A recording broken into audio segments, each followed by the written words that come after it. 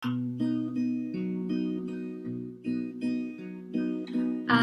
walked home in a blizzard. It was fucking cold, but I didn't care. I was listening to this book about how suffering is good for you. I had this sense I was moving somewhere. Maybe to death, only to death. Really, that's all that we know.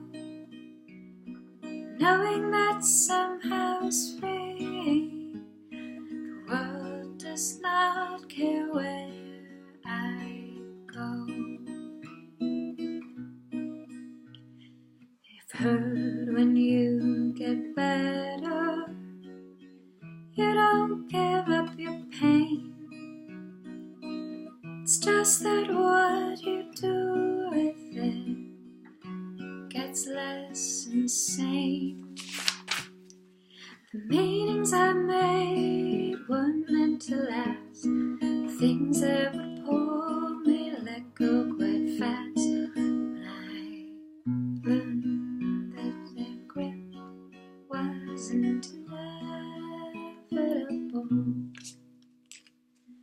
Only as the stars